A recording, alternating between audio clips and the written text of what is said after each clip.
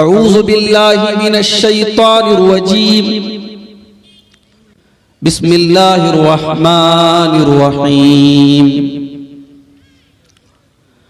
लक़द मन्नल्लाहु अलल मुअमिनीना इज़ बअथ फ़ीहिम रसूलन मिन अनफुसिहिम यतलू अलैहिम आयातिही व युज़क्कीहिम व युअल्लिमुहुमुल किताब वल हिकमह व इन कानू मिन क़ब्लु लफ़ी ज़लालिम मुबीन।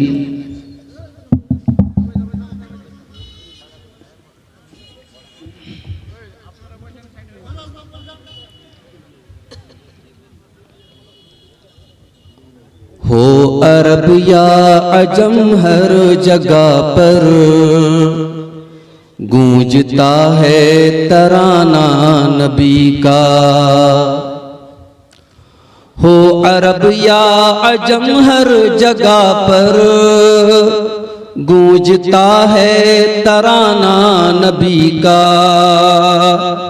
कल भी था ये ज़माना नबी का, आज भी है ज़माना नबी का। जौ की रोटी के हैं चंद टुकड़े और टूटी चटाई पे बैठे। जौ की रोटी के हैं चंद टुकड़े और टूटी चटाई पे बैठे। ऐसी मसनद है मेरे नबी की और है ऐसा खाना नबी का। याद है वो मुसल्ले पे जाकर और दुआओं में आंसू बहाकर। याद है वो मुसल्ले पे जाकर और दुआओं में आंसू बहाकर अपनी उम्मत को अपने खुदा से इस तरह बख्शवाना नबी का। कल भी था ये ज़माना नबी का, आज भी है ज़माना नबी का। देखना है तो फूलों में देखो उनके हुस्नो अदा की नज़ाकत। देखना है तो फूलों में देखो उनके हुस्नो अदा की नज़ाकत। पूछना है तो कलियों से पूछो, पूछना है तो कलियों से पूछो कैसा था मुस्कुराना नबी का। पूछना है तो कलियों से पूछो कैसा था मुस्कुराना नबी का। क्यों न फिर मेरी सांसों से आए अर्ज़ तैबा की मिट्टी की खुशबू। क्यों न फिर मेरी सांसों से आए अर्ज़ तैबा की मिट्टी की खुशबू। मेरी धड़कन में है उनकी यादें, मेरा दिल है ठिकाना नबी का। मेरी धड़कन में है उनकी यादें, मेरा दिल है ठिकाना नबी का। कल भी था ये ज़माना नबी का, आज भी है ज़माना नबी का। छोड़ा तन्हा न हिजरत की शब भी, अपने हमराह लेकर चले वो। छोड़ा तन्हा न हिजरत की शब भी, अपने हमराह लेकर चले वो। अल्लाह अल्लाह सिद्दीक से था किस कदर दोस्ताना नबी का। अल्लाह अल्लाह सिद्दीक से था किस कदर दोस्ताना नबी का। ज़ाहिदे तश्न लब की दुआ है, सुन ले इसकी दुआ को तू या रब। जाहिदे तशना लब की दुआ है, सुन ले इसकी दुआ को तू या रब, इसकी किस्मत में लिख दे खुदाया, जामे कौसर पिलाना नबी का, कल भी था ये जमाना नबी का, आज भी है जमाना नबी का। अल्लाहुम्मा सल्लि व सल्लिम व बारिक अलैहि। सदर मोहतरम, उलमाए किराम, मोहतरम बुजुर्गों, नौजवान भाइयों, पर्दा नशीन माँ और बहनों, प्यारे बच्चों, आज का ये प्रोग्राम सीमांचल के इलाके में रमज़ान के पहले आखिरी प्रोग्राम है। और सच पूछिए तो चूंकि मैं रमज़ान के महीने में साउथ इंडिया में जाता हूँ, वहाँ कुरान की तफसीर के लिए मेरे दुरूस होते हैं। आज का ये प्रोग्राम मेरा इरादा नहीं था देने का, मगर हमारे इंतहाई मोहतरम और इस इलाके के बड़े हरदिल अजीज आलिम दीन शेख तौहीद आलम सलफ़ी हफ़िज़हुल्लाह के इसरार पर आज की ये तारीख मैंने दी और अल्हम्दुलिल्लाह बड़ा खूबसूरत प्रोग्राम चल रहा है। मस्जिद की तामीर और तरक्की के लिए इस प्रोग्राम के जरिए चंदा भी हो रहा है। मैं स्टेज पर आया और हमारे बंगला मुकर्रिर अपनी जुबान में अपने अंदाज में चंदा कर रहे थे। मुझे आधा घंटा 40 मिनट के करीब स्टेज पर बैठना भी पड़ा, मगर मुझे उसका कोई दुख नहीं है, इसलिए कि ये एक नेक काम के लिए अगर मेरे स्टेज पर बैठने से लोग जमे हुए हैं और चंदा ला रहे हैं तो मुझे कोई एतराज नहीं है। अल्लाह के घर का मामला है। और सच पूछिए तो ये बड़ा खूबसूरत मंजर होता है, लोगों को स्टेज पर बुला करके हंसी मजाक में उनसे चंदा लेना और लोगों का दिल खोल करके कोई कैश दे रहा है, कोई सीमेंट दे रहा है और अलग अलग तरीकों से लोग ताउन कर रहे हैं। इस तरीके से चंदा देने का रिवाज मैं समझता हूँ पूरे हिंदुस्तान में कहीं नहीं है। यह आपके सीमांचल की धरती की खासियत है और ये इस बात की दलील है कि अगरचे ये इलाका बहुत पिछड़ा हुआ है और बहुत खुशहाल लोग नहीं हैं, मगर दीन के लिए, मदरसे के लिए, मस्जिद के लिए देने का जज्बा लोगों के अंदर बहुत है। मैं दुआ करता हूँ अल्लाह ताला से, अल्लाह आपके इस जज्बे को कबूल फरमाए। और जिस मस्जिद की तामीर के लिए आज का ये प्रोग्राम मुनक़िद हुआ है, अल्लाह ताला उस मस्जिद की तामीर को जल्द से जल्द हम सबको मुकम्मल करने की तौफीक अता फरमाए, आमीन। मेरे भाइयों, आज की तकरीर में मैं कौन से उन्वान को छेड़ूं, मैं खुद सोच में था। 2 दिन के बाद रमजान शुरू हो रहा है। मैं चाहूं तो रमजान को लेकर के बहुत सारी बातें आपके सामने बोल सकता हूं, मगर मैं समझता हूं कि रमजान पर अपनी अपनी मस्जिदों में जुमा के खुतबे में आप तमाम हजरात ने कुछ ना कुछ जरूर सुना, उस पर बहुत ज्यादा मुझे बोलने की जरूरत नहीं है। बस एक बात कहना चाहूंगा, रमजान के मुताल्लिक सिर्फ एक बात कहना चाहूंगा। मेरे भाइयों, अल्लाह ताला ने रमजान की शक्ल में हमें और आपको एक मौका और दिया है। हमारी और आपकी जिंदगी में अगर रमजान का मुबारक महीना एक मर्तबा फिर मिल रहा है तो ये समझो कि अल्लाह ताला हमसे खुश है, इसलिए कि बड़े नसीब वालों को ये महीना मिलता है। हमें से बहुत सारे लोग जो हमसे अच्छे रहे होंगे, हमसे नेक रहे होंगे, लेकिन हमसे आज वो जुदा हो गए, हार्ट अटैक आ गया, किडनी फेल हो गई, कोई बीमारी आ गई, कोई हादसा हो गया। अल्लाह को प्यारे, हमें और आपको अल्लाह ताला ने जिंदगी अता की है और हमारी जिंदगी में एक रमजान और आ रहा है। और अब ये रमजान आने के बाद 29 दिन या 30 दिन का ये महीना आए और चला जाए और हमारे ऊपर कोई फर्क ना पड़े, तो मेरे भाइयों हमसे बड़ा बदनसीब कोई नहीं होगा। इसलिए कि अल्लाह के नबी ने 3 लोगों का नाम लेकर के बद्दुआ की और आपने बद्दुआ की है और हजरत जिब्रील अलैहिस्सलाम ने आमीन कही है। नबियों का सरदार बद्दुआ करे जुमा के दिन मिंबर पे चढ़कर और फरिश्तों का सरदार आमीन कहे, तो क्या उस बद्दुआ के कबूल होने में जरा कोई शक हो सकता है मेरे भाई? अल्लाह के नबी मिंबर की सीढ़ियों पर चढ़ते हैं, पहली सीढ़ी पर आपने कदम रखा, फरमाया रगीमा अनफु रजुलिन ज़ुकिरतु इंदहु फलम युसल्ली अलैया।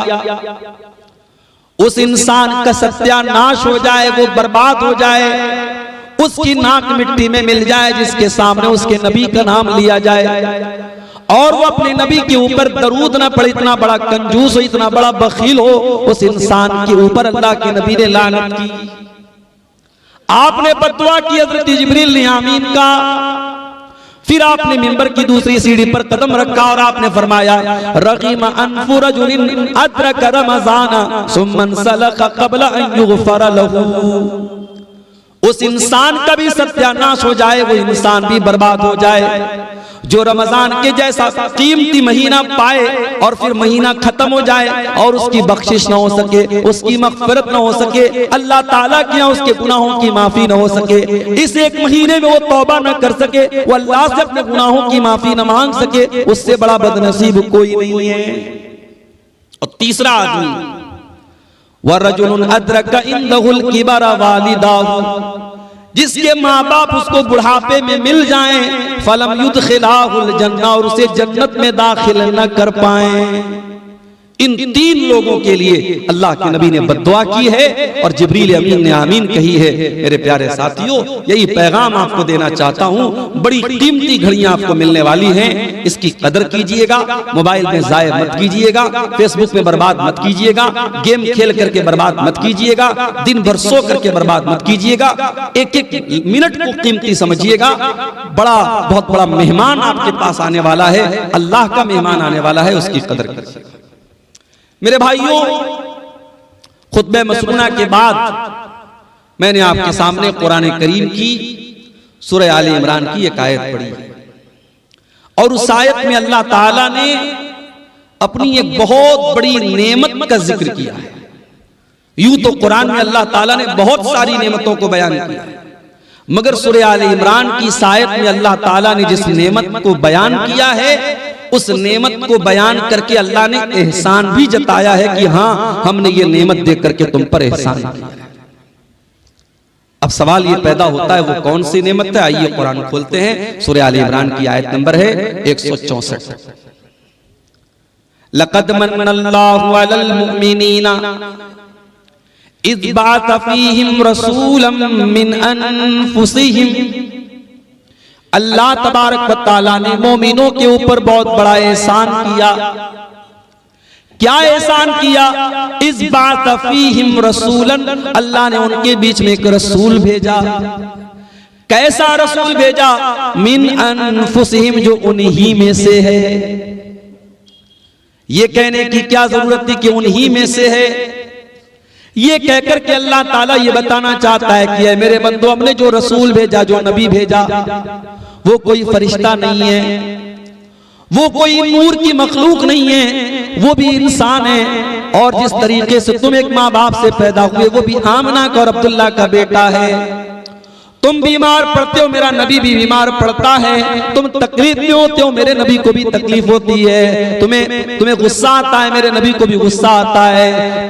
तुम शादी करते हो, मेरे नबी ने भी शादी की है। तुम्हारे बीवी बच्चे, मेरे नबी के भी बीवी बच्चे हैं। रसूलम मिन अनफुसिहिम, वो नबी तुम्हारे ही बीच में से है। उस नबी का काम क्या है? यतलू अलैहिम आयातिही, वो कुरान की आयतों को पढ़ पढ़ के तुमको सुनाता है। वयुज़क्कीहिम, और वो तुमको पाक करता है, तुम्हें पवित्र करता है, तुम्हें गंदगियों से निकालता है, तुम्हें बुराइयों से निकालता है। कभी मौका मिले मेरे नौजवानों, सीरत की कोई भी किताब आप उठा के देख लो। नबी के दौर में मक्का के हालात क्या थे? कौन सी ऐसी बुराई थी उस समाज में जो नहीं होती थी? लोग मुर्दार खाया करते थे, लोग सूद खाया करते थे, लोग ज़िना किया करते थे, लोग कत्ल किया करते थे, लोग बेटियों को जिंदा जमीन में गाड़ दिया करते थे। हलाल और हराम की कोई तमीज न थी। बाप के मरने के बाद अपनी सौतेली माँ से बेटा शादी कर लिया करता था। औरतें जानवरों की तरह मार्केट में बिका करती थी। निकाह करने का अजीब व गरीब तरीका उनके समाज में राइज था। पर्दा नाम की कोई चीज न थी, हया नाम की कोई चीज न थी। खाने काबा का तवाफ करते थे नंगे होकर के, मादरजाद नंगे होकर के खाने काबा का तवाफ करते थे। अल्लाह के घर में खाने काबा में 360 बुत रखे थे जिनकी वो इबादत किया करते थे। हज भी करते थे, तवाफ भी करते थे, लब्बैक भी पढ़ते थे, मगर देसी घी में मिलावट किया करते थे। जब लब्बैक पढ़ते थे तो क्या कहते थे? लब्बैक अल्लाहुम्मा लब्बैक ला शरीक लक इल्ला शरीकन तमलिकुहु व मा मलक। कहते थे अल्लाह मैं हाजिर हूँ, अय अल्लाह मैं हाजिर हूँ, अय अल्लाह तेरा कोई शरीक नहीं है सिवाय एक शरीक के जिसको तूने अपना शरीक बनाया है और जिसका तू मालिक है। यानी वो अल्लाह के साथ दूसरों को शरीक भी किया करते थे। मुख्तलिफ किस्म की बुराइयां उनके अंदर थी। अल्लाह के नबी दुनिया में आए और आपने उन बुराइयों को खत्म किया। वयुज़क्कीहिम, वो नबी तुम्हें पाक करने के लिए आए हैं, वो तुम्हें गंदगियों से निकालने के लिए आए हैं। वयुअल्लिमुहुमुल किताब वल हिकमा, और वो तुम्हें किताब और हिकमत की तालीम देने के लिए आए हैं।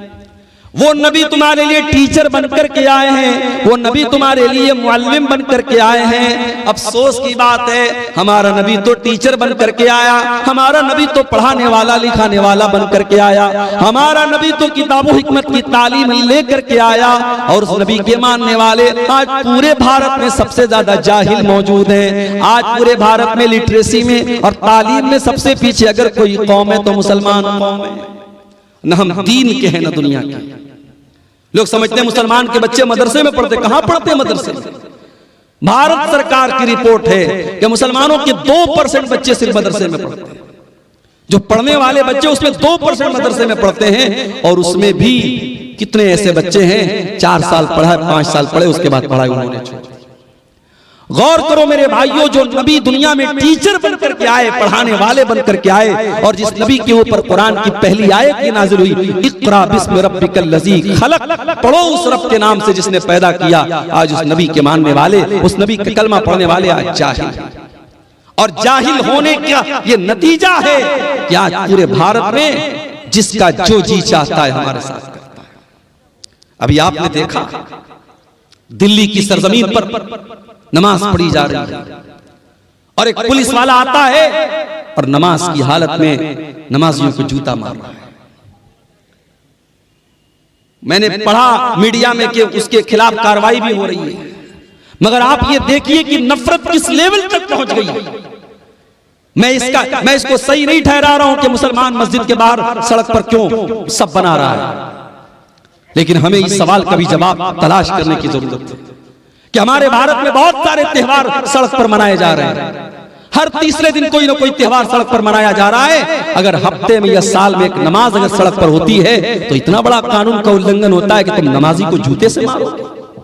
इसका मतलब ये हुआ इस्लाम के दुश्मनों को अगर चिढ़ है तो आपकी नमाज से, उनको नफरत है तो आपके शायर से है, उनको नफरत है आपकी इबादत से, आपकी नमाज से, उन्हें आपसे नफरत नहीं है। आप इस्लाम छोड़ दें, आप उनके रंग में रंग जाएं, आप शिर्क करने लगे, आप उनके बुतों के आगे सजदा करने लगे, आप उनकी नजर में महबूब हो जाएंगे। जब तक आप नमाज पढ़ रहे हैं, अल्लाह के आगे सर झुका रहे हैं, जब तक आपके अंदर तौहीद है, आप उनकी नजर में बुरे बने हैं। हालात ये, और हम साहब क्या कर रहे हैं? हम ये कर रहे हैं साहब कि हमारी कौम नाच गाने में लगी हुई है। अभी मैं एक इलाके में तकरीर करने गया, पूरा इलाका अहले हदीसों का इलाका है। मुझे लोगों ने कहा मौलाना आप तकरीर में बयान कर दीजिएगा, यहां शादी ब्याह में ढोल ताशा बजता है, नाच गाना होता है। अहले हदीसों की बस्ती है, कुरान और हदीस पर चलने का दावा करने वालों की बस्ती है। इसी झारखंड की सरजमीन पर मैं गया था और वहां लोगों ने बताया कि हमारे बस्ती में जब शादी होती है तो नाच गाना भी होता है, ढोल ताशा भी होता है। ये हालात हमारी कौम के हैं मेरे भाई। जरा गौर करो, जो नबी हमें गंदगियों से पाक करने के लिए आया था और जिस नबी से मोहब्बत का हम दावा करते हैं, उस नबी के मकाम को कभी समझा है मेरे भाई? वयुज़क्कीहिम वयुअल्लिमुहुमुल किताब वल हिकमा, हमने तुमको जो नबी दिया है वो तुम्हें पवित्र करने के लिए, पाक करने के लिए आया है, तुम्हें कुरान सिखाने के लिए आया है, तुम्हें हदीस सिखाने के लिए आया है। व इन कानू मिन क़ब्ल लफ़ी ज़लालिन मुबीन, उस नबी के आने के पहले तुम खुली हुई गुमराही में थे। रमजान का महीना आ रहा है, अब कौन कौन सी चीजों से रोजा टूट जाता है? माफ कीजिएगा, ये सिर्फ अब्दुल गफ्फार सलफी का जानना जरूरी नहीं, हर आदमी का जानना जरूरी है। इंजेक्शन से रोजा टूटता है कि नहीं टूटता है? ताकत का इंजेक्शन लगाने से रोजा टूटता है कि नहीं टूटता है? कान में दवा डालने से रोजा टूटता है कि नहीं टूटता है? आंख में ड्रॉप डालने से रोजा टूटता है कि नहीं टूटता है? पानी चढ़ाने से रोजा टूटता है कि नहीं टूटता है? ब्लड देने से रोजा ये मसाइल है मेरे भाई जिनका ताल्लुक रोजे से है, आपको जानना चाहिए, आपको अपने उलमा से पूछना चाहिए। अल्लाह के नबी ने फरमाया तलबुल इल्म फरीज़तुन अला कुल्li मुस्लिम, इल्म का हासिल करना हर मुसलमान के ऊपर फर्ज है। तो जिस तरीके से लड़कों को और मर्दों को दीन सीखना जरूरी है, उसी तरीके से औरतों को दीन सीखना जरूरी है। ये 1400 साल पहले ये नारा मेरे नबी ने लगाया था, बेटी बचाओ बेटी पढ़ाओ। और आगे बढ़िए, जिस नबी का हम कलमा पढ़ते हैं, जिस नबी को हम मानते हैं, कभी गौर किया आपने उस नबी की शान क्या है? अभी एक बहुत बड़े हिंदुस्तान के मौलाना का बयान में सुन रहा था, जमीयत उलमाए हिंद के वो सेक्रेटरी हैं, सदर हैं, बड़े बुजुर्ग आलिम हैं, बड़ी इज्जत करता हूं मैं उनकी, मौलाना अरशद मदनी साहब, बूढ़े हैं, बुजुर्ग हैं, हिंदुस्तान में मुसलमानों के नुमाइंदा आलिम माने जाते हैं। उनका एक बयान में सुन रहा था, अपने तलबा को नसीहत कर रहे थे कि उलमाए देवबंद ने जो कह दिया है उसको पत्थर की लकीर समझ के उसको पकड़ लो, कहीं और मत जाना। क्या ये तासुब नहीं है मेरे भाई? क्या ये तासुब नहीं है कि आपने अपने उलमाए देवबंद को और अपने उलमा को मासूम का दर्जा दे दिया कि जो उन्होंने कह दिया वो पत्थर की लकीर है? अहले हदीस अगर खिलाफ है तो इसी के खिलाफ है मेरे भाई। अहले हदीस का यही दावा है कि अगर दुनिया में कोई ऐसी हस्ती है जो मासूम है तो वो हस्ती है जनाब मोहम्मद रसूलुल्लाह सल्लल्लाहु अलैहि वसल्लम। और मौलाना अल्ताफ हुसैन हाली ने 100 साल पहले नक्शा खींचा था और कहा था, नबी को जो चाहे खुदा कर दिखाए, इमामों का रुतबा नबी से बढ़ाए, मज़ारों पे जा जा के नजरें चढ़ाए, शहीदों से जा जा के मांगे दुआएं, न तौहीद में कुछ फर्क इससे आए, न इस्लाम बिगड़े न ईमान जाए। बिल्कुल सही कहा था मौलाना अल्ताफ हुसैन। हमारी कौम आज नबी का मकाम, नबी से बढ़ के इमामों का मकाम बता रही है। अपने उलमाए देवबंद को कहा जा रहा है उनकी हर बात पत्थर की लकीर है। अरे उलमा की बात छोड़ दो, इमामों की बात छोड़ दो, अरे मेरे नबी की शान तो ये है कि मेरे नबी के रहते हुए अगर कोई दूसरा नबी आ जाए तो उसकी भी नहीं चलती। आइए मैं दलील आपको दे देता हूं। सूरह आल इमरान में अल्लाह ने फरमाया, वइज़ा क़ज़ल्लाहु मीसाक़न नबिय्यीन, याद करो जब अल्लाह ताला ने सारे नबियों से वादा लिया, लमा आतैतुकुम मिन किताबिन व हिकमा, ऐ मेरे नबियों मैं तुमको अपनी किताब दे रहा हूँ, मैं तुमको रसूल बना रहा हूँ। सुम्मा जाअकुम रसूलुम मुसद्दिक़ुल लिमा माअकुम, अगर तुम्हारी जिंदगी में मेरा आखिरी नबी आ जाएगा, मेरा आखिरी रसूल आ जाएगा, लतुमिनुन्न बिही व लतंसुरुन्नहु, तो तुम मेरे आखिरी नबी पर ईमान लाओगे, तुम मेरे आखिरी नबी की मदद करोगे। क़ाल अक़ररतुम व अख़ज़्तुम अला ज़ालिकुम इसरी, अल्लाह ने सारे नबियों से वादा लिया, सारे नबियों से एग्रीमेंट लिया कि क्या तुम इस बात का इकरार करते हो कि नहीं करते हो? क़ालू अक़ररना, सारे नबियों ने कहा कि हाँ अल्लाह में इकरार करते हैं। क़ाल फशहदू व अना माकुम मिनश शाहिदीन, अल्लाह ने फरमाया ऐ मेरे नबियों तुम गवाह रहना और मैं भी इस बात के ऊपर गवाह हूं। यह है मेरे नबी का मकाम। मेरे नबी के आ जाने के बाद अब दुनिया में किसी और नबी की रिसालत नहीं चलेगी, किसी और नबी की नबूवत नहीं चलेगी। कयामत के पहले हजरत ईसा अलैहिस्सलाम भी दुनिया में आएंगे तो वो अपनी शरीयत लेकर के नहीं आएंगे, अपना लॉ लेकर के नहीं आएंगे, अपना कानून लेकर के नहीं आएंगे। वो भी अगर पैरवी करेंगे तो जनाब मोहम्मद रसूलुल्लाह सल्लल्लाहु अलैहि वसल्लम के कानून की पैरवी करेंगे। मेरे भाइयों, हजरत उमर फारूक एक मरतबा तौरात का एक नुस्खा लाते हैं और उसको पढ़ने लगते हैं। तौरात का नुस्खा लाए, पढ़ने लगे। अल्लाह के नबी वहीं पर बैठे हुए और अल्लाह के रसूल का चेहरा गुस्से से लाल। हजरत उमर की नजरें तो किताब की तरफ है, तौरात की तरफ है, वो नजर उठा करके अल्लाह के रसूल का चेहरा नहीं देख रहे। अबू बकर सिद्दीक रज़ी अल्लाह ताला अन्हु ने कहा कि ऐ उमर, जरा अल्लाह के नबी का चेहरा देख ले, कितने गुस्से में अल्लाह के। हजरत उमर ने देखा अल्लाह के रसूल का गुस्से वाला चेहरा, फौरन तौरात का वो नुस्खा जमीन पर दे मारा और कहा औज़ु बिल्लाहि मिन गज़बिल्लाहि, मैं अल्लाह की पनाह चाहता हूँ अल्लाह के गजब से। रज़ीतु बिल्लाहि रब्बा व बि मुहम्मदिन रसूला व बिल इस्लाम दीना, मैं अल्लाह को अपना रब मानता हूँ, मैं मोहम्मद सल्लल्लाहु अलैहि वसल्लम को अपना रसूल मानता हूँ और मैं इस्लाम को अपना दीन मानता हूँ। उसके बाद अल्लाह के नबी ने फरमाया वल्लज़ी नफ्सु मुहम्मदिन बियदिही, उस अल्लाह की कसम जिसके हाथ में मोहम्मद की जान है। ऐ उमर, कान खोल करके सुन लो, लौ बदालकुम मूसा, अगर आज मूसा अलैहिस्सलाम भी दुनिया में आ जाएं और तुम मुझे छोड़ करके मूसा अलैहिस्सलाम की पैरवी करने लगो, उनके पीछे पीछे चलने लगोगे, लज़ललतुम अन सवाइस सबील, तो तुम सीधे रास्ते से भटक जाओगे। और अगर आज मूसा अलैहिस्सलाम भी जिंदा हो जाएं, अगर आज मूसा अलैहिस्सलाम भी जिंदा हो जाएं तो उनको भी मेरी इत्तिबा करनी पड़ेगी, मेरी पैरवी करनी पड़ेगी। ये है अजमत हमारे नबी की, ये मकाम है मेरे भाइयों हमारे नबी का। हमारे नबी तो वो है मेरे भाइयों जो रस्म और रिवाज को खत्म करने के लिए दुनिया में आए थे, आखिरी नबी बन के आए थे। हमारे नबी की मिसाल कैसी है? अल्लाह के नबी एक हदीस में मिसाल बयान करते हैं, एक इंसान ने बड़ा खूबसूरत मकान बनाया, बड़ा बेहतरीन मकान बनाया, बस एक ईंट की जगह छोड़ दी। अब लोग आते हैं मकान का चक्कर लगाते, कहते यार मकान तो बहुत अच्छा है, बस एक ईंट की कमी है। अल्लाह के नबी फरमाते हैं कि वो एक ईंट मैं हूं, मैं नबूवत की आखिरी ईंट हूं, मैं खातमुन नबिय्यीन हूं, मैं आखिरी नबी हूं, मेरे बाद अब कोई और नबी आने वाला नहीं। अल्लाह के नबी खातमुन नबिय्यीन हैं, अब आपके बाद दुनिया में कोई नबी आएगा नहीं। और इसीलिए आप देखिए कि अल्लाह के रसूल की जिंदगी में एक बहुत खतरनाक रस्म रिवाज थी। किसी ने अगर किसी बच्चे को पाल लिया तो वो उसका सगा बाप माना जाता था।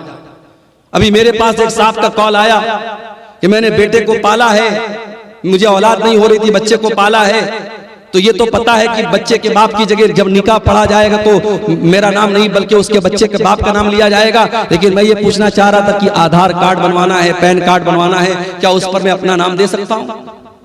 मैंने कहा भाई ये देख लो, आप अगर टेक्निकल मजबूरी है, आधार में अगर आप अपना नाम ही दे सकते हैं, बच्चे के ओरिजिनल बाप का नाम नहीं दे सकते, मजबूरी है तो अलग बात है। शरीयत तो यही कहती है कि आपको ओरिजिनल बाप का नाम देना पड़ेगा। बच्चे को पाल लेने से आप बच्चे के बाप नहीं बन जाते, शरीयत का कायदा तो यही है। इसीलिए मुसलमानों के यहाँ बच्चों को गोद लेना बहुत मुश्किल टफ मामला है, इसलिए कि इस्लाम बच्चे को गोद लेने पर उसके ओरिजिनल बाप का ही नाम उसके नाम के साथ लगाया जाएगा, पालने वाले का नाम नहीं चलेगा। इस्लाम ने बड़ी सख्ती के साथ इस बात को हुक्म दिया है। अल्लाह के नबी ने हजरत ज़ैद को बेटे की तरह पाला था और इतनी मोहब्बत से पाला था कि लोग ज़ैद इब्न हारिसा को ज़ैद बिन मोहम्मद कहने लगे, अल्लाह के रसूल का बेटा कहने लगे। और हजरत ज़ैद की शादी जब हजरत ज़ैनब के साथ हुई और मियां बीवी में जब अच्छी तरीके से निभा नहीं हो पाया और हजरत ज़ैद ने अपनी बीवी को तलाक दे दिया, अल्लाह ने हुक्म दे दिया, ऐ मोहम्मद सल्लल्लाहु अलैहि वसल्लम, आप हजरत ज़ैनब की इद्दत पूरी हो जाने के बाद उनसे निकाह कर ले। गौर करो मेरे भाइयों, उस जमाने के रिवाज के हिसाब से हजरत ज़ैनब अल्लाह के नबी की बहू लगती थी, हजरत ज़ैद की बीवी थी, आपकी बहू लगती थी उस जमाने के रिवाज के हिसाब से। और अल्लाह ताला की तरफ से यह हुक्म दिया गया कि आप ज़ैनब से निकाह कर लीजिए। अल्लाह के नबी घबराने लगे, लोग मुझे ताना मारेंगे, लोग मुझे बुरा भला कहेंगे, मैं क्या जवाब दूंगा? अल्लाह ने फरमाया या अय्युहन नबी ला तुतिल काफिरीन वल मुनाफिकीन, ऐ नबी आप काफिरों की पैरवी न करें, मुनाफिकों की पैरवी न करें। ऐ नबी अल्लाह ने जो हुक्म दिया आप उस हुक्म को मान ले। व तख्शन नास वल्लाहु अहक्कु अन तख्शा, ऐ नबी आपको लोगों से डरने की जरूरत नहीं है, आपको अल्लाह से डरना है, अल्लाह से डरिया। नबी ने शादी कर दी हजरत ज़ैनब बिन्त जहश से। अल्लाह के नबी ने जब उन्होंने उनकी तलाक हो गई, इद्दत पूरी हो गई, अल्लाह के नबी ने शादी कर ली। अब जैसे ही शादी हो गई, अब अल्लाह के नबी के ऊपर मुनाफिकीन की तरफ से एतराज होने लगा, यहूदियों की तरफ से एतराज होने लगा, साहब इन्होंने तो अपनी बहू से निकाह कर लिया। अब जरा गौर करना मेरे भाइयों, जब ये एतराज होने लगा कि अल्लाह के नबी ने अपनी बहू से निकाह कर लिया है, अल्लाह ताला ने कुरान में अपने नबी का डिफेंस किया और कुरान में अल्लाह ने आयत नाजिल की, मा काना मुहम्मदुन अबा अहदिम मिर रिजालिकुम, ओ लोगो मोहम्मद सल्लल्लाहु अलैहि वसल्लम तुम में से किसी मर्द के बाप नहीं है। उनकी औलाद तो जितने उनके बेटे पैदा हुए सब बचपन में इंतकाल कर गए। जब उनका कोई बेटा जवान ही नहीं हुआ तो जब वो किसी मर्द के बाप नहीं है तो फिर उनकी बहू कहां से आ गई? जब वो किसी मर्द के बाप नहीं है, उनके सारे बच्चे बचपन में इंतकाल कर गए, तो तुम ये क्यों कहते हो उन्होंने अपनी बहू से निकाह किया? उनका दूसरा एतराज ये था कि चलो ठीक है, इन्होंने निकाह कर लिया जैनब से, और जैनब इनकी 5वीं बीवी थी और सारे मुसलमानों को ऑर्डर था कि 4 से ज्यादा शादी नहीं कर सकते, और अल्लाह के नबी की ये 5वीं बीवी थी। इस पर भी लोगों ने एतराज किया कि सबके लिए अलग कानून, इनके लिए अलग कानून क्यों है? अल्लाह ने उसका भी जवाब दिया, वलाकिर रसूल अल्लाह, ये अल्लाह के रसूल हैं, ये तुमसे पूछ करके निकाह नहीं करेंगे। इनको अल्लाह ने इजाजत दी है, इसलिए इन्होंने ज़ैनब से निकाह किया है। आम मुसलमानों के लिए अलग हुक्म है और नबी के लिए अल्लाह की तरफ से अलग हुक्म है, तुम्हें एतराज करने का कोई हक हासिल नहीं है।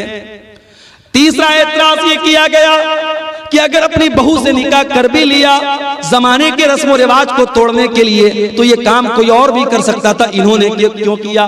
ये रस्म तो किसी और के जरिए भी तोड़ी जा सकती थी, ये रस्म अल्लाह के रसूल के जरिए क्यों तोड़ी गई? अल्लाह ने फरमाया व खातमन नबीय्यीन, मेरा नबी आखिरी नबी बन करके आया। जब मेरा नबी रस्म और रिवाज को नहीं तोड़ेगा तो कौन तोड़ेगा? मेरे नबी तो रस्म और रिवाज को तोड़ने ही के लिए दुनिया में आए थे। ये अलग बात है, वो नबी रस्म और रिवाज को तोड़ने के लिए आए थे, उस नबी के उम्मती आज रस्म और रिवाज को तोड़ने वाले नहीं बल्कि बढ़ाने वाले बढ़ा रहे हैं हम रस्म और रिवाज को।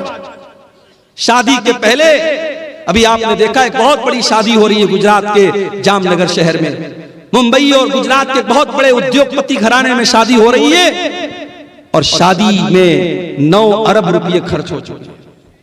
अभी ये शादी के पहले के फंक्शन में 9 अरब रुपये खर्च हो चुके। और ऐसा नहीं कि ये सिर्फ उनके दूसरे मजहब के लोगों में हो रहा है, मुसलमानों का भी बहुत बुरा हाल है। कलकत्ता के मटिया बुर्ज में मैं गया था, वहां लोगों ने मुझे बताया कि बहुत करोड़पति अरबपति मुसलमान ने अपनी लड़की की शादी की तो कई किलो उसने सोना अपनी बेटी को जहेज में दिया था।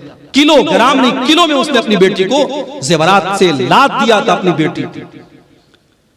कई शादी हो रही है तो जितने बाराती आ रहे हैं सब बारातियों को सूट दिया जा रहा है, सारे बारातियों को सोने की अंगूठी दी जा रही है। ये मुसलमानों क्या भी ये हाल हो रहा है मेरे भाई? आपके सीमांचल के इलाके में क्या जहेज की रस्म नहीं है? क्या हल्दी की रस्म नहीं है? क्या औरतें सिंदूर नहीं लगा रही हैं? क्या बिंदी नहीं लगा रही हैं? बंगाल में आप चले जाएं तो कहीं फर्क करना मुश्किल हो जाता है कि ये लड़की, ये औरत मुसलमान है या गैर मुस्लिम है।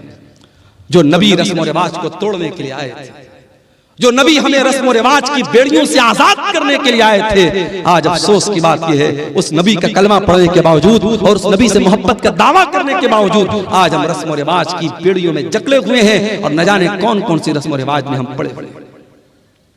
एक शादी में मैं गया बनारस में, हमारे खानदान में रिश्तेदारी में शादी थी, मैं गया तो शादी के पहले लड़की वाले बहुत सारा सामान तैयार करते हैं, लड़के वाले दुल्हन के लिए, बहू के लिए।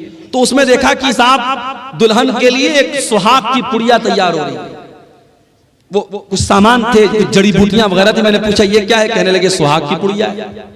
मैंने कहा इसमें क्या क्या है? पता लगा उसमें वो है जो बाल में लगाते हैं, सिंदूर है, बिदिया है। मैंने कहा ये क्या है? कहने लगे सुहाग की पुड़िया है। माफ करना मेरे भाइयों, इस्लाम में कोई सुहाग की पुड़िया नहीं होती। इस्लाम में एक शादीशुदा औरत के लिए सुहाग की कोई निशानी नहीं। बाद औरतें समझते चूड़ी पहनना ये सुहाग की निशानी है, कुंवारी लड़की भी चूड़ी पहन सकती है। और ये सिंदूर लगाना और ये बिंदिया लगाना तो बिल्कुल मुशरिकाना और शिरकिया चीज है, ये तो नहीं करना चाहिए। और ये जो मंगल सूत्र पहनती है कि ये साहब ये सुहाग की निशानी, ये भी गैर मुस्लिमों का तरीका है, इस्लाम से इसका कोई ताल्लुक नहीं। इस्लाम में सुहाग की कोई निशानी नहीं है। सुहाग की बस एक निशानी है, शौहर के दिल में बीवी की मोहब्बत, बीवी के दिल में शौहर की मोहब्बत। या साहब शादी में सुहाग की पुड़िया दी जा रही है। शादी के पहले एक रस्म होती है हल्दी की रस्म। कहीं कि आपने देखा होगा हल्दी की रस्म में बाकायदा जितनी लड़कियां हैं सब पीले रंग का कपड़ा पहने हुए।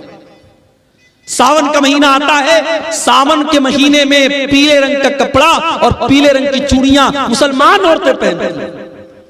धनतेरस का त्योहार आता है, बिहार में मैंने पटना में देखा कि मुसलमान औरतें मार्केट से सामान खरीद रही हैं। मैंने पूछा ये क्या हो रहा है? कहने लगे मुसलमान भी धनतेरस के दिन ये मान्यता है, लोगों का ये मानना है कि धनतेरस के दिन कुछ ना कुछ जरूर खरीदना चाहिए, चाहे एक झाड़ू ही खरीदा जाए तो गैर मुस्लिमों के साथ मुसलमान भी धनतेरस के दिन कुछ ना कुछ जरूर खरीदते हैं।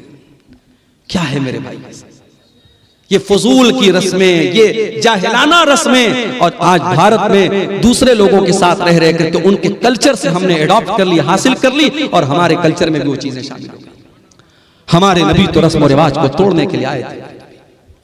हमारे नबी की शान तो ये है, हमारे नबी का मकाम तो ये है कि जब आप मेराज के सफर पे गए तो बैतुल मुकद्दस में सारे नबियों की मौजूदगी में अगर इमामत किसी ने कराई है, सारे नबियों का इमाम अगर कोई बना है तो जनाब मोहम्मद रसूलुल्लाह सल्लल्लाहु अलैहि वसल्लम बने। सारे नबियों को आपने नमाज पढ़ाई, और जब आप दुनिया में तशरीफ लाए और आपने मक्का के काफिरों को बताया कि मैं रातों रात मैं खाने काबा से मस्जिद अक्सा तक गया और वहां से मैंने सातों आसमान की सैर की, तो मक्का के काफिरों ने कहा कि ऐ मोहम्मद हम तुम्हारी बात को कैसे सच मान लें? जो सफर करने में हमको 2 महीना लगता है, तुम कह रहे हो तुम रातों रात हो करके चले, हम कैसे मान लें? तो कुछ काफिरों ने अल्लाह के नबी का इम्तिहान लेने के लिए कहा कि ऐ मोहम्मद ये बताओ कि तुम बैतुल मुकद्दस गए थे? आपने कहा गए थे। कहा तुमने देखा था? कहां देखा था? कहा अच्छा ये बताओ बैतुल मुकद्दस में कितने दरवाजे हैं, कितनी खिड़कियां हैं, कितने रोशनदान हैं? बैतुल मुकद्दस के पूरब में क्या है, उसके पश्चिम में क्या है, उसके उत्तर में क्या है, उसके दक्षिण में क्या है, उसमें कितने दरवाजे हैं? अब जाहिर है आपके गांव में मैं पहली मर्तबा आया हूं और आप मुझे अपनी मस्जिद में नमाज पढ़ने के बाद जलसे में लेके चले आए, और फिर उसके बाद मैं 1 साल के बाद आपसे मिलूं या 1 महीने के बाद आपसे मिलूं, और आप क्या मौलाना साहब आप सोहरा डांगी आए थे, हमारी मस्जिद में आप आए थे, बताइए मस्जिद में खंबे कितने थे, मस्जिद में पंखे कितने थे? मैं कैसे बता पाऊंगा भाई? मैं मस्जिद में पंखे गिनने थोड़ी गया था, मैं खंबा गिनने थोड़ी गया था, मैं नमाज पढ़ने गया था, चला आया। मक्का के काफिरों ने अल्लाह के नबी से ऐसे सवालात करने शुरू कर दिए। अल्लाह के नबी फरमाते मैं बहुत परेशान हो गया कि मैं इनके सवालों का क्या जवाब दूं। अगर जवाब नहीं देता हूं तो ये मुझे झूठा बना देंगे कि साहब ये तो झूठ बोल रहे हैं, और जवाब मैं दूं तो कैसे दूं, मुझको तो याद भी नहीं है। तो अल्लाह तबारक व तआला ने दुनिया का पहला वीडियो अल्लाह के नबी के सामने लाकर रखा। अल्लाह के नबी फरमाते हैं कि बैतुल मुकद्दस का पूरा वीडियो, मैं वीडियो अपनी ज़बान में कह रहा हूं, अल्लाह के नबी ने फरमाया कि बैतुल मुकद्दस का पूरा व्यू, पूरा मंजर मेरे सामने रख दिया गया, और जो वो सवाल करते थे बैतुल मुकद्दस का वो मंजर अल्लाह ताला मेरे सामने ले आता था।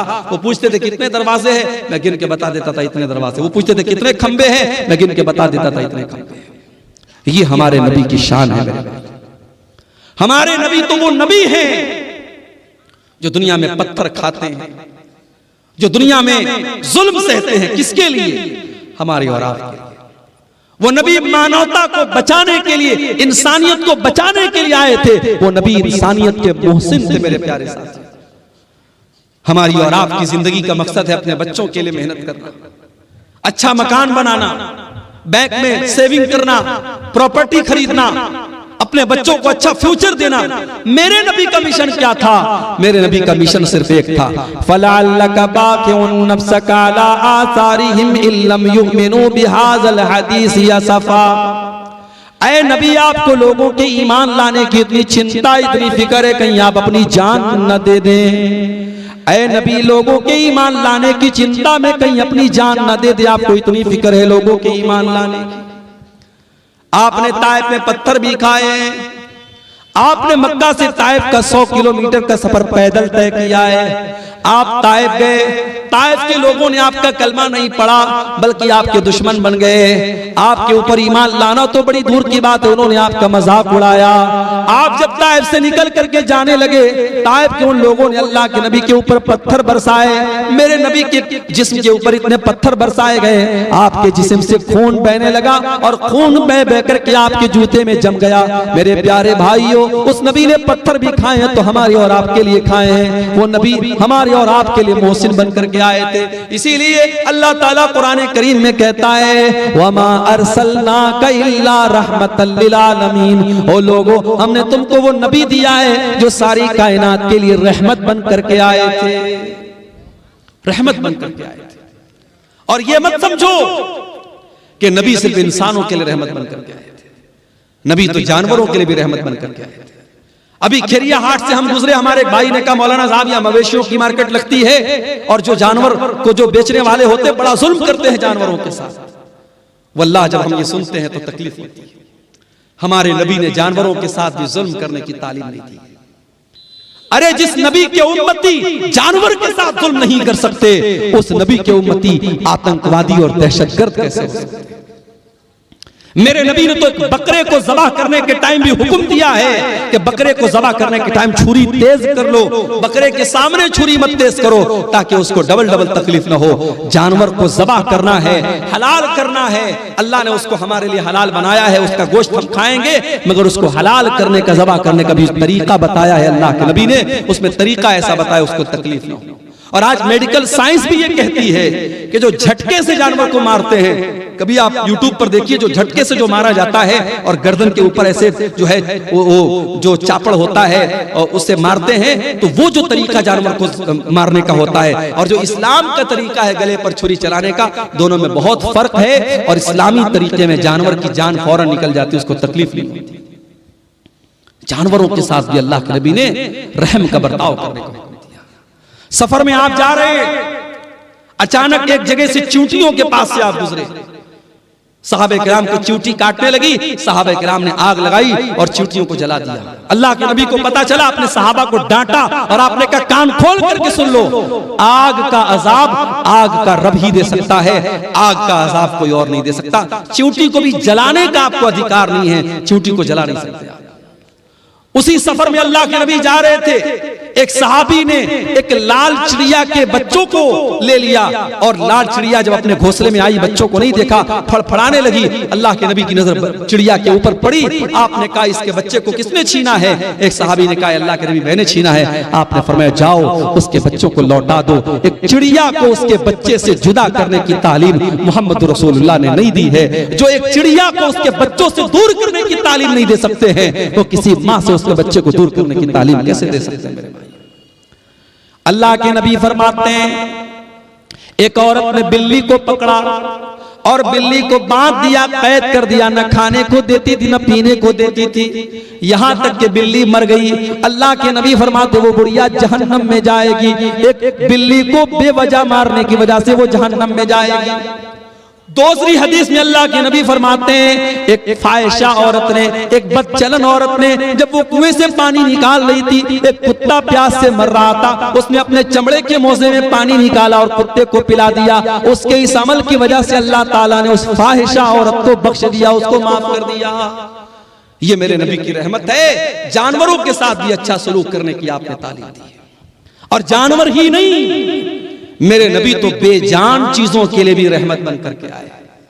वो हदीस आपने सुनी होगी, अल्लाह के नबी खजूर के तने पर खड़े होकर खुतबा देते थे। एक औरत की नजर पड़ी, उसने देखा अल्लाह के नबी खजूर के तने पर खड़े होकर खुतबा देते हैं। उसने कहा अरे अल्लाह के नबी हमें अच्छा नहीं लगता है, आप खजूर के तने पर खड़े होकर के खुतबा दे, हमें अच्छा नहीं लगता है। उस औरत का बेटा बढ़ई का काम करता था, उसने कहा अल्लाह के नबी मैं अपने बेटे से कह करके एक बेहतरीन मिंबर आपके लिए बनवा दूंगी। पता ये चला कि आपके उलमा और आपके रहनुमा अगर तकलीफ में और मुसीबत में हैं, तो आप ये मत कह के पल्ला झाड़ दीजिए कि साहब हमसे क्या मतलब है। अगर आपके उलमा को जरूरत है आपकी, तो आप उनकी मदद कीजिए। सहाबे किराम अपने नबी को अगर देखते थे कि यहाँ मेरे नबी को किसी चीज की जरूरत है, तो सहाबे किराम अपने नबी की मदद करते थे। यहाँ हालात क्या है? लॉकडाउन लगा, मस्जिदों में पढ़ाने वाले इमाम और मदरसे में प्राइवेट पढ़ाने वाले टीचर 5,000 10,000 जिनकी तनख्वाहें थी, लॉकडाउन में उनकी तनख्वाहें बंद हो गई।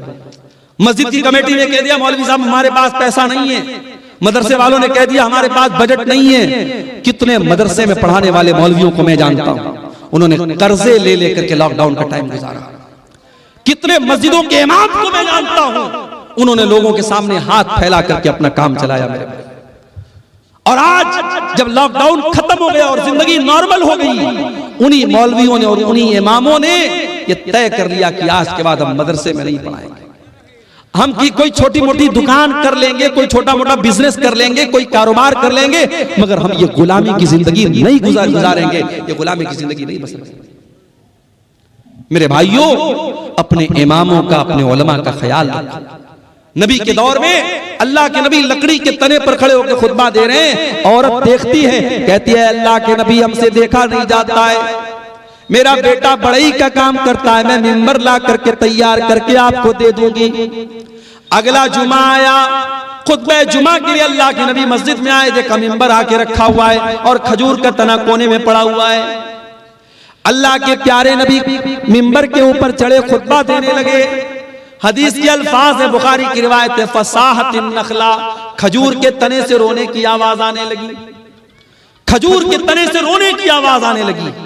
अल्लाह के नबी मिंबर से उतरे और उस खजूर के तने को अपने सीने से लगाया।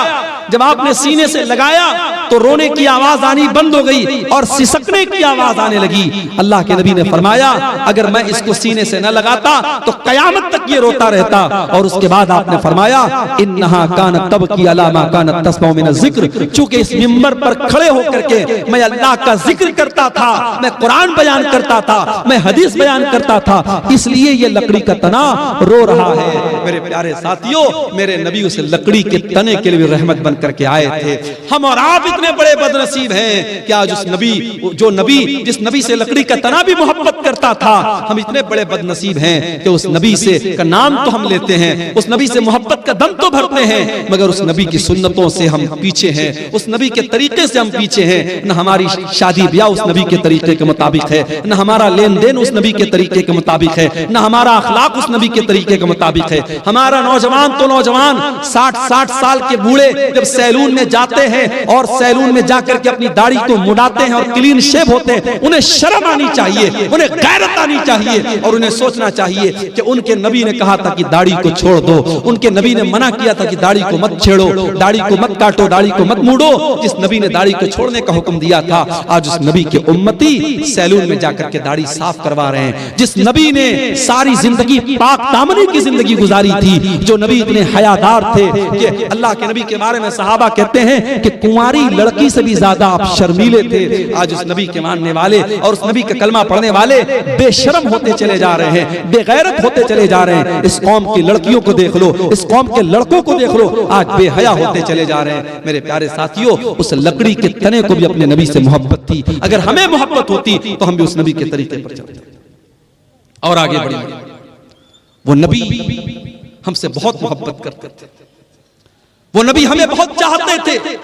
अल्लाह ने कुरान में फरमाया लक़द जाअकुम रसूलुम मिन अनफुसिकुम अज़ीज़ुन अलैहि मा अनित्तुम हरीसुन अलैकुम बिल मुमिनीना रऊफुर रहीम। ऐ मुसलमानों, हमने तुमको वो रसूल दिया है जो जान से ज्यादा तुमसे मोहब्बत करते हैं, जो तुम्हें फायदा पहुंचाने की पूरी कोशिश करते हैं, जो तुम्हें तकलीफ से बचाना चाहते हैं। अल्लाह के नबी की सीरत में आप ये वाक़यात देखें, मिसवाक से आप कितनी मोहब्बत करते थे। इंतकाल के पहले भी आपने हजरत आयशा के भाई अब्दुर्रहमान के हाथ में मिसवाक देखी, हजरत आयशा को इशारा किया, हजरत आयशा ने अपने भाई से मिसवाक को लिया, अपने दांतों से नरम किया। अल्लाह के नबी ने अपने आखिरी टाइम भी मिसवाक किया है। मिसवाक से इतनी मोहब्बत करते थे अल्लाह के नबी, उसके बावजूद आपने अपनी उम्मत की आसानी के लिए क्या फरमाया, लौला अन अशुक्का ला उम्मती ला अमरतुहुम बिस्सिवाक इंदा कुल्ली सलाह। अगर मैं अपनी उम्मत के लिए परेशानी न समझता, अगर मैं अपनी उम्मत के लिए मुसीबत ना समझता तो मैं मिसवाक को कंपलसरी कर देता, जरूरी कर देता। लेकिन अगर मैं मिसवाक को जरूरी कर देता मेरी उम्मत परेशानी में पड़ जाती, इसलिए मिसवाक को आपने जरूरी करार नहीं दिया। तरावीह की नमाज को देखो मेरे भाइयों, पहले दिन अल्लाह के नबी ने तरावीह पढ़ाई तो थोड़े से साहबा आए, दूसरे दिन आपने तरावीह पढ़ाई तो आधी मस्जिद भर गई, तीसरे दिन आपने तरावीह की नमाज पढ़ाई तो पूरी मस्जिद भर गई, चौथी रात आप नहीं आए, जब फजर की नमाज में आप आए, आपने फरमाया मैं जानबूझ करके नहीं आया। ऐ मेरे साहबा, इस नमाज को लेकर के तुम्हारा जज्बा मैंने देखा, तुम्हारा शौक मैंने देखा। खशीतु अन तुफरज़ अलैकुम, मैं डर गया कि कहीं तरावी की नमाज तुम्हारे लिए फर्ज न हो जाए।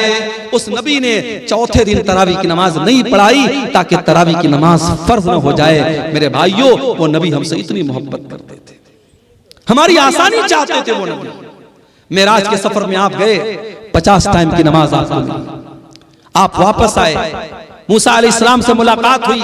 मूसा अलैहिस्सलाम ने कहा कि ऐ मोहम्मद सल्लल्लाहु अलैहि वसल्लम, कितना आपको क्या हुक्म मिला अल्लाह ताला की तरफ से? कहा कि 50 टाइम की नमाज मिली। कहा कि आपकी उम्मत नहीं पढ़ पाएगी। मैंने बनी इसराइल को आजमाया है, मैंने तजर्बा किया है, बनी इसराइल को मैंने बहुत आजमाया है, आपकी उम्मत 50 टाइम की नमाज नहीं पढ़ पाएगी, आप जाइए अपने रब से कम करवाइए।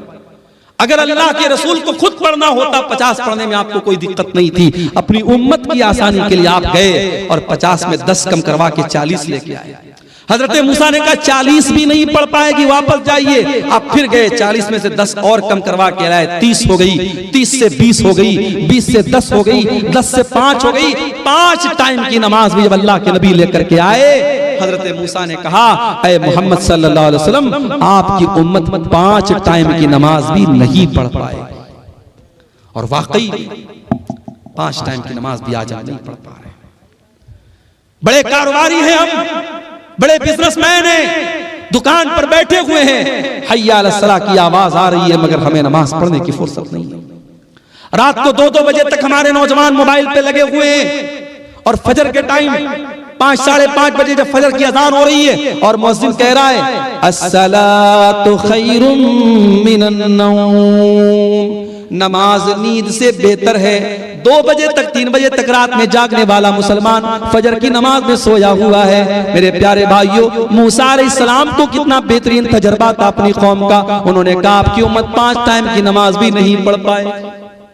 माफ करना मेरे भाइयों, आपका बिजनेस और आपका कारोबार नमाज से बड़ा नहीं है। आप कारोबार भी कीजिए, आप बिजनेस भी कीजिए, लेकिन नमाज अपने टाइम पर पढ़िए। अल्लाह कुरान में कहता है रिजालुल ला तुल्हीहिम तिजारतुन वला बैउन अन जिक्रिल्लाहि व इकामिस सलाह, मेरे नेक बंदे वो हैं, मेरे मोमिन बंदे वो हैं, उनका कारोबार, उनका बिजनेस, उनकी तिजारत उनको नमाज से गाफिल नहीं करता है। वो कारोबार भी करते हैं, वो बिजनेस भी करते हैं, और नमाज का टाइम होता है तो नमाज पढ़ते हैं। यखाफूना यौमन ततक़ल्लबु फीहिल क़ुलूब वल अबसार, वो क़यामत के दिन से डरते हैं, वो अल्लाह के अज़ाब से डरते हैं, वो पाबंदी से नमाज पढ़ते हैं।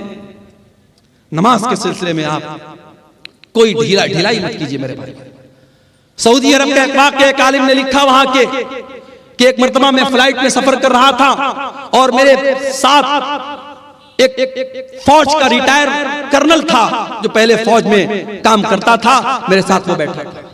कहते मैंने फ्लाइट में सफर किया, फ्लाइट से हम लोग उतरे, एयरपोर्ट पर काफी देर तक हम बैठे थे, दूसरी फ्लाइट का इंतजार कर रहे थे। मैंने एक बात नोटिस की कि थोड़ी थोड़ी देर पर वो इंसान किसी को फोन करता है और कहता है कि बेटा आपने नमाज पढ़ लिया।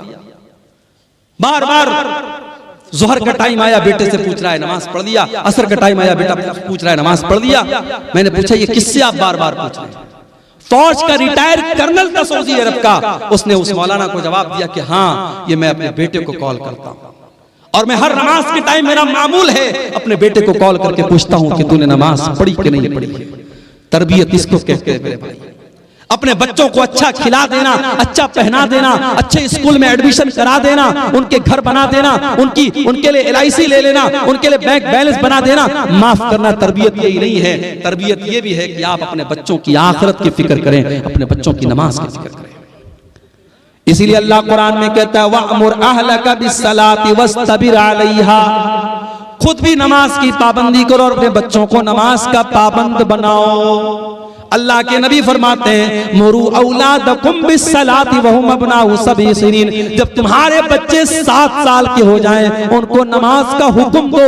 वज़रिबूहुम अलैहा, और जब 10 साल के हो जाएं और नमाज ना पढ़े तो उनकी पिटाई करो। अच्छा, 7 साल के बच्चे को पीटने का हुक्म नहीं दिया अल्लाह के नबी। हमारे यहाँ 6-6 साल के बच्चे स्कूल जाते हैं, सर्दी के मौसम में 5 बजे स्कूल की वैन आती है, माँ जबरदस्ती, बच्चा आंख मल रहा है, उसकी नींद अभी लग रही है, माँ तैयार करती है, ड्रेस पहनाती है, स्कूल का बैग देती है, जबरदस्ती उसको वैन में बिठाती है। मेरे भाइयों, ये सिस्टम सही नहीं है। 7 साल तक तो चाइना में और जापान में आप देख लें, 7 साल तक के बच्चों को तो ऐसे ही खेल खेल में पढ़ाया जाता है, बच्चों को मारा नहीं जाता, बच्चों को पीटा नहीं जाता। ये सबक दिया था जनाब मोहम्मद रसूलुल्लाह सल्लल्लाहु अलैहि वसल्लम ने। 7 साल का बच्चा है, प्यार से समझाओ, मोहब्बत से समझाओ। हाँ, 10 साल का हो गया, अब उसके बिस्तर अलग कर दो। 10 साल का लड़का हो गया, 10 साल की लड़की हो गई, एक बिस्तर पे मत सुलाओ। 2 लड़के हैं, एक बिस्तर पे मत सुलाओ, बिस्तर अलग कर दो, चादर अलग कर दो, कंबल अलग कर दो। हमें बड़ी हैरत हो रही है साहब, 10 साल का लड़का हो गया तो क्या हो गया, हम बिस्तर क्यों अलग कर दें? इस्लाम वहां से शुरू होता है जहां से आपके सोचने की सरहदें खत्म हो जाती हैं। इस्लाम वहां से शुरू होता है। 10 साल का लड़का जो होता है समझदार होने लगता है, उसके अंदर फिजिकल चेंजेस आने लगते हैं। 10 साल की लड़की अब धीरे धीरे बालिग हो रही है। इस्लाम ने कितना पाकीज़ा मज़हब है, 10 साल का लड़का या लड़की हो जाए, इस्लाम कहता बिस्तर अलग कर दो, ताकि अब वो जवानी की तरफ जब बढ़ें तो उनके दिल में कोई गलत ख्याल ना आए, और एक बिस्तर पे अगर सोएंगे तो उनके दिल में गलत ख्यालात पनप सकते हैं। इस्लाम ने बिस्तर को अलग करने का हुक्म दिया, और अल्लाह के नबी ने कहा 10 साल का बच्चा हो जाए और नमाज न पढ़े तो उसकी पिटाई।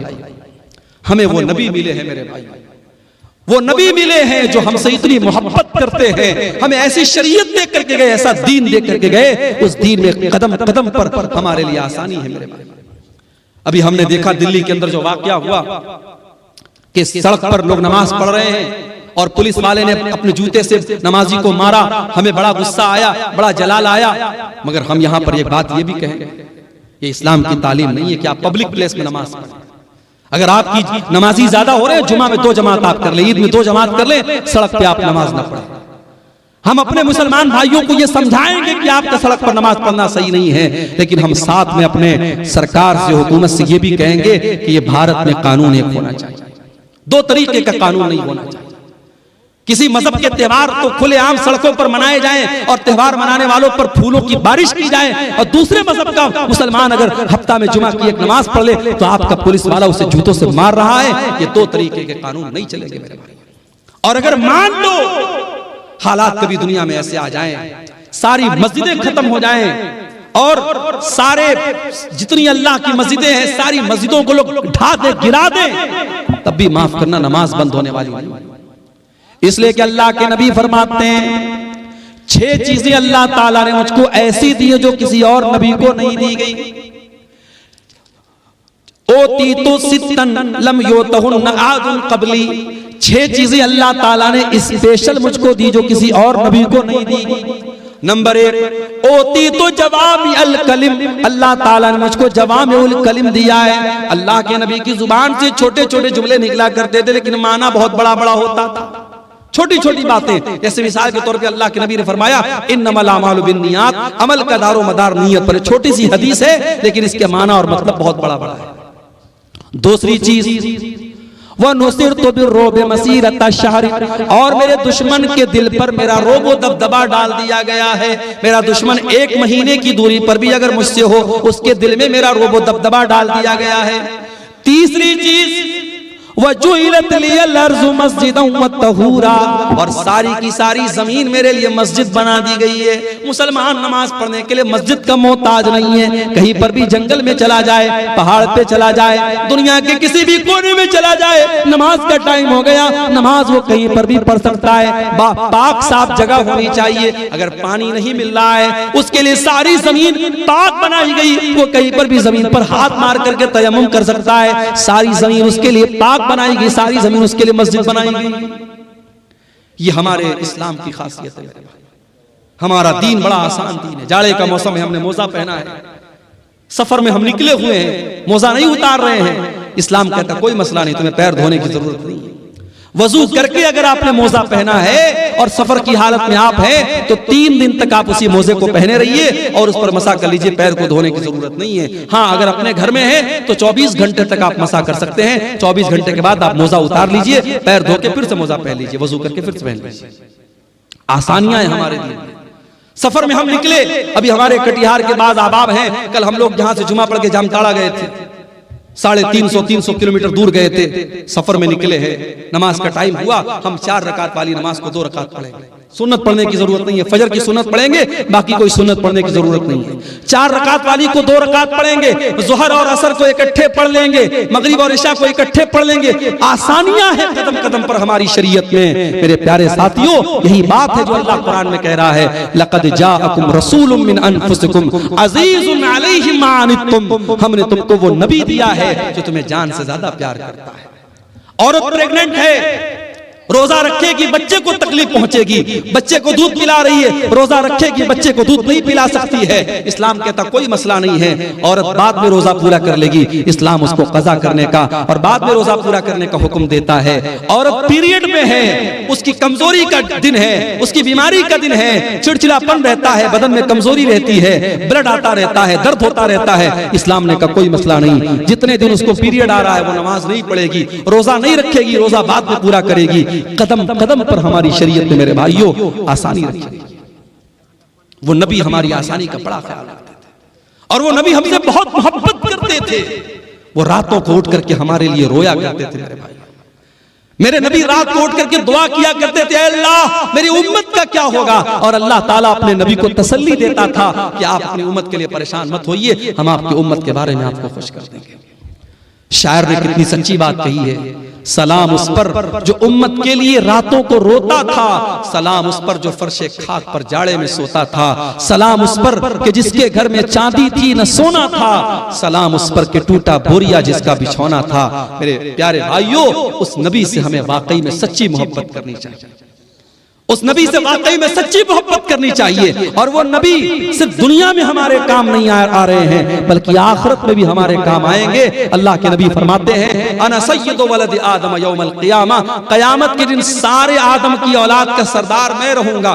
व अव्वलु मन यनशक्कु अन्हुल क़ब्र, और क़यामत के दिन सबसे पहले मेरी कब्र फटेगी। व अव्वलु शाफ़ईन, और क़यामत के दिन जब सारे नबी अपना पल्ला झाड़ लेंगे और कह देंगे मैं आज किसी की सिफारिश नहीं कर सकता, तो सबसे पहले मैं सिफारिश करूंगा और सबसे पहले मेरी सिफारिश कबूल की जाएगी। वो नबी क़यामत के दिन भी हमारे काम आएंगे।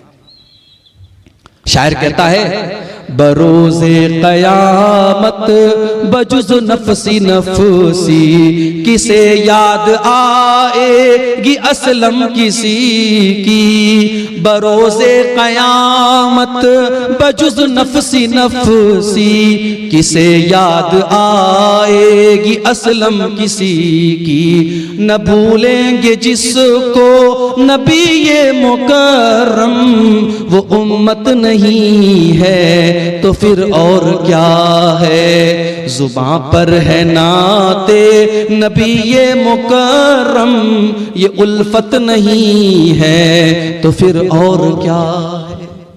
वो नबी हमसे बड़ी मोहब्बत करते थे मेरे भाई। अल्लाह के नबी फरमाते हैं कि अल्लाह ताला ने हर नबी को एक दुआ ऐसी दी जिसके कबूल करने की गारंटी ले ली, और हर नबी ने अपनी उस दुआ को दुनिया में मांग लिया। अल्लाह के नबी फरमाते हैं कि मैंने अपनी दुआ को संभाल के रखा है। सारे नबियों ने अपनी दुआ को मांग लिया, लेकिन मैंने अपनी दुआ को संभाल के रखा है। किसके लिए? अपने लिए नहीं, अपने परिवार के लिए नहीं, अपने बच्चों के लिए नहीं। शफाअतन लि उम्मती यौमल क़ियामा, मैं क़यामत के दिन अपनी उम्मत के लिए सिफारिश करूंगा। क़यामत के दिन अपनी उम्मत के लिए अल्लाह से गिड़गिड़ा के माफी मांगूंगा। मेरे प्यारे साथियों, उस नबी की कदर करो, उस नबी से मोहब्बत करो, उस नबी की इत्तिबा करो, उस नबी की इताअत करो। और मेरे भाइयों, ये हमारे मौलाना तौहीद साहब ने एक पर्ची दी है, इस पे कुछ सवालात हैं, मैं इनको जवाब दे करके मैं बात खत्म करूंगा, क्योंकि हमारे एक बंगला मुकर्रर भी मौजूद है और 3 बजने वाले हैं। मैं इन सवालों को मुख्तसर तौर पे जवाब देके बात खत्म करता हूं। एक सवाल आया है, क्या अकीका के जानवर के लिए दता होना जरूरी है? जरूरी नहीं है, दता हो तो बेहतर है, लेकिन जानवर अकीका का जो है वो दता होना शर्त नहीं है। अगर बच्चा मरा हुआ पैदा हो तो उसका जनाजा पढ़ेंगे या नहीं, इस मसले में उलमा का इख्तिलाफ है। अल्लामा अलबानी की जो तहकीक है वो ये है कि चूंकि बच्चा जो होता है 4 महीने का जब हो जाता है, 120 दिन का, तो उसके अंदर रूह डाल दी जाती है। माँ के पेट में बच्चा जब 4 महीने का होता है उसके अंदर रूह डाल दी जाती है। इसलिए 4 महीने के बाद जब भी वो पैदा होगा, अगर वो जनाजा पढ़ने, अगर वो गुस्ल देने लायक होगा तो गुस्ल देंगे और कफनाएंगे और जनाजा भी पढ़ेंगे। और यही बात ज्यादा मजबूत समझ में आती है दलील की रोशनी में। तो बेहतर यही कि उसका जनाजा पढ़ेंगे। अगर कोई नहीं पढ़ता है तो कोई गुनाह की बात नहीं है, लेकिन दलील की रोशनी में ज्यादा मजबूत बात यही है। क्या गैर मुस्लिम का रुपया मस्जिद में लगा सकते हैं? लगा सकते हैं, मगर एक शर्त है, अगर वो गैर मुस्लिम कोई ऐसा कारोबार करता है जो पूरा का पूरा हराम कारोबार है, तो वो पैसा फिर हम मस्जिद में नहीं लगाएंगे, उसको मना कर देंगे, भाई तुम्हारा पैसा हम नहीं ले सकते। लेकिन ऐसा बहुत कम होता है। गैर मुस्लिमों के यहाँ भी हलाल बिजनेस भी होते हैं, हराम बिजनेस भी होते हैं। तो अगर मिक्स आमदनी है तो हम वो ले सकते हैं। इसकी दलील क्या है? नबी के दौर में मक्का के काफिरों ने अल्लाह के घर को खाने काबा को बनाया था आपस में चंदा करके, लेकिन वो लोग भी खाने काबा की बड़ी इज्जत करते थे, तो उन्होंने हलाल आमदनी से ही बनाया था। तो अल्लाह के नबी ने जब खाने काबा को फतह किया तो आपने खाने काबा को ये कह के गिरा नहीं दिया कि वो उनकी आमदनी से बना है, उनके चंदे से बना है। आपने उस बिल्डिंग को बरकरार रखा। तो ये अमल इस बात की दलील है कि गैर मुस्लिम का चंदा भी हम ले सकते हैं। शर्त यह है कि उसकी आमदनी है हलाल आमदनी भी शामिल हो। अगर मुकम्मल हराम की आमदनी है तो फिर हम उसका चंदा नहीं लेंगे। गाय या बैल का अकीका दे सकते हैं या नहीं? नहीं देना चाहिए, मुनासिब नहीं है। इसलिए कि अकीका के जानवर में जहां भी हदीस में जिक्र है छोटे जानवर का जिक्र है। बाज़ उलमा ने बड़े जानवर को जायज करार दिया है, मगर दलील के एतबार से उसकी कोई मजबूत दलील नहीं मिलती। जहां पर भी हदीसों में जिक्र है छोटे जानवर का जिक्र है। आप बकरा बकरी कर सकते हैं, भेड़ा भेड़ी कर सकते हैं, दुम्बा वगैरह कर सकते हैं, लेकिन बड़े जानवर का सबूत अकीका में नहीं मिलता है। क्या सरदार के पास फितरा जमा करके क्या करेंगे? इसको तकसीम करेंगे। देखिए, फितरा के सिलसिले में हदीस में सिर्फ इतना आता है कि हर मुसलमान पर, चाहे वो मर्द हो, चाहे वो औरत हो, चाहे वो बच्चा हो, चाहे वो जवान हो, फितरा फर्ज है। नबी के दौर में इसकी एक इज्तिमाई शक्ल होती थी। लोग अल्लाह के नबी के पास जमा करते थे और वहां से वो गरीबों को दिया जाता था। तो आज अगर आप वो शक्ल अपना रहे हैं, अपने सरदार के पास इकट्ठा कर रहे हैं और वहां से वो गरीबों को दिया जा रहा है, बहुत अच्छी बात है। हाँ, तो कोई हर्ज की बात नहीं, इसमें कोई दिक्कत की बात नहीं है, इज्तिमाई शक्ल में दिया जा सकता है। शर्त यह है कि उसका, देखिए, ज़कात एक अलग चीज होती है। फितरा की रकम हम सिर्फ फुकरा और मसाकिन को दे सकते हैं। फितरा की रकम मस्जिद में नहीं दे सकते। फितरा की रकम से इमाम की तनख्वाह नहीं दे सकते। फितरा की रकम से किसी मौलवी को नजराना नहीं दे सकते। जो गरीब और फकीर और मिस्कीन लोग हैं उनकी जरूरतों को हम फितरा से पूरा कर सकते हैं और किसी मसरफ उसको नहीं लगा सकते।